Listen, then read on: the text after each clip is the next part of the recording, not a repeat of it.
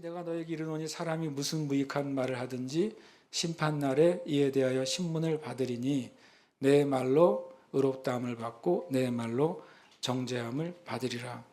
그건 주님이 하신 말씀이잖아요. 이 말 굉장히 중요한 이제 법칙이 되죠. 심판날에 너의 말로 의롭다함을 받을 거라고 말했습니다.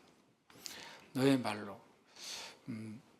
그러면서 이 말에 대한 이제 성경의 중요한 구약에 나온 첫 번째 중요한 진리는 이겁니다. 민수기 14장 28절인데 함께 읽겠습니다.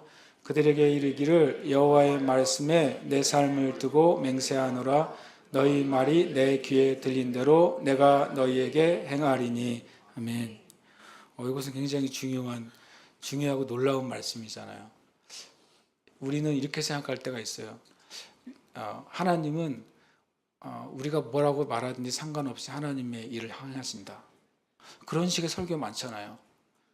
여러분이 무슨 짓을 해도 하나님의 일을 하세요. 언뜻 굉장한 진리 같아요. 틀린 말은 아니죠. 왜냐하면 사람이 하나님의 일을 하는데 해방할 수가 없잖아요. 그런 의미에서는 그런 것이 되지만 놀랍게도 하나님이 이 땅 가운데 어떤 일을 하실 때에는 마치 하나님이 사람에게 의존되어 있으신 것처럼 일하십니다. 하나님이 하나님의 뜻을 이 땅에 이루시게 할 때에도 누군가에게 의존하시냐면 하나님의 뜻을 알고 기도하는 사람에게 의존하십니다. 예수님이 가르쳐주신 기도가 뭐라고 되어 있습니까?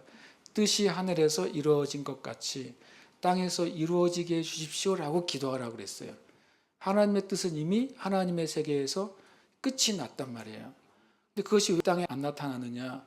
조금 전에 말했던 것처럼 인간이 무슨 짓을 하든 하나님은 하나님의 일을 다 하시는 거야 라고 한다면 그런 기도가 필요 없잖아요. 근데 예수님이 너희는 기도할 때 이미 이루어진 하나님의 뜻이 이때 나타나도록 기도해라 라고 가르쳐 주셨어요. 그러면 하나님의 뜻이 놀랍게도 이 땅엔 하나님의 백성들의 기도에 제한 받으십니다.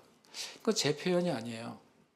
많은 기독교 선배 영성가들이 한 말이에요. 하나님은 이 땅의 그리스도인들의 기도에 제한 받으신다. 이건 부정적인 표현이 아니라 하나님이 이 땅에 있는 그리스도인들을 얼마나 귀하게 여기시는지에 대한 성경의 진리인 것이죠. 그러니까 이 말은 우리가 기억해야 돼요. 너희 말이 내 귀에 들린 대로 내가 너에게 행하리니. 성경의 영적인 법칙은 내가 말한 대로, 믿는 자들이 말한 대로, 때로는 믿지 않는 자들도 말한 대로 그 일이 되어져 가고 있어요. 이것은 참 두려운 말이고 놀라운 말이 되는 것이죠. 말의 경고는 두 번째 법칙입니다. 함께 읽겠습니다. 말의 경고는 나의 말이 하나님께 들려진 대로 이루어진다는 사실을 아는 것이다. 말의 참된 경건의 삶을 살아가려면 하나님을 믿는 내가 말하는 대로 하나님 귀에 들려지는 대로 이루어진다는 사실을 아는 거예요. 그 사실을 정말 알게 되면 그냥 우리가 하는 그대로 말조심하게 되는 것이죠. 이건 되게 중요한 진리죠. 조금 전에는 나의 말이 곧 나예요. 그리고 내가 하는 말이 하나님께 들려지고 그 말을 하나님은 응답하세요.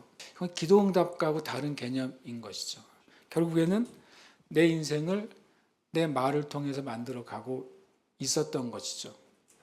저 여러분이 지금까지 내 삶을 나의 말을 통해 내가 내 삶을 만들어 오고 있었던 거예요.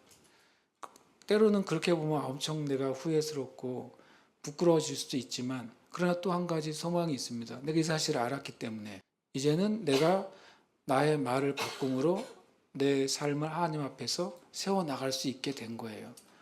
그러니까 우리는 예수 믿는 사람들의 중요한 기준은 하나님 안에서 우리는 미래를 보는 사람들이 돼야 돼요.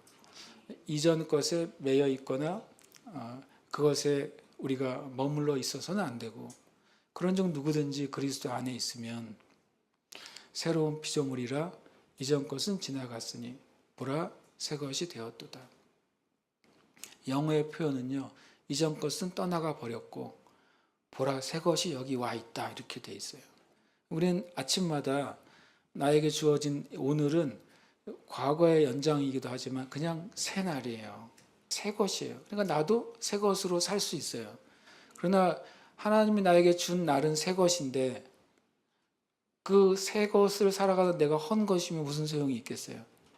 내가 하나님 안에서 오늘도 새롭게 됨을 믿고 살아가야 되는 것입니다. 우리가 말의 경건에 중요한 기준이 한 가지 있습니다. 함께 읽겠습니다. 음행과 온갖 더러운 것과 탐욕은 그 이름조차도 부르지 말라. 누추함과 어리석은 말이나 희롱의 말이 합당치 아니하니 오히려 감사하는 말을 하라. 아멘. 결국에는 이제 말의 경건은 내 말을 바꾸는 겁니다. 같이 읽겠습니다. 말의 경건은 나의 말이 감사의 언어로 바뀌는 것이다. 말의 경건이나 첫 번째 진리는 말이 곧 나라는 것이고, 두 번째로는 내 말을 하나님이 들으시고 응답하신다는 것이고, 세 번째로는 결국에는 내 말을 바꾸는 거예요. 나의 말이 뭘로 바꿔야 되냐면 감사의 언어로 바뀌는 것입니다. 감사의 언어로 우리의 말을 어디까지 바꿀 수 있을까? 은혜가 필요하다는 걸 압니다. 그런데 성경은 주님이 말한 것처럼 기준이 나무와 열매잖아요. 나무를 아까 마음과 그 사람이라고 말했잖아요. 그럼 마음을 새롭게 하면 우리의 언어가 바뀌게 돼요.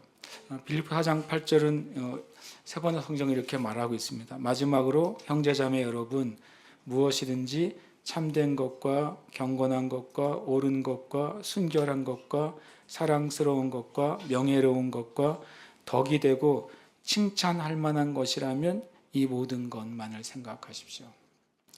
함께 읽겠습니다. 말의 경건은 나의 마음을 진리의 생각으로 채우는 것이다. 아멘. 우리의 마음이 하나님의 그 말씀으로 채워지면 우리는 우리의 말이 변하게 됩니다. 우리의 말은 하나님이 들으시고 응답하시는 놀라운 통로가 됩니다. 그러면 그 말이 내가 되는 것입니다. 우리 자신의 놀라운 영적인 변화와 또 경건의 성장을 보게 되는 것입니다.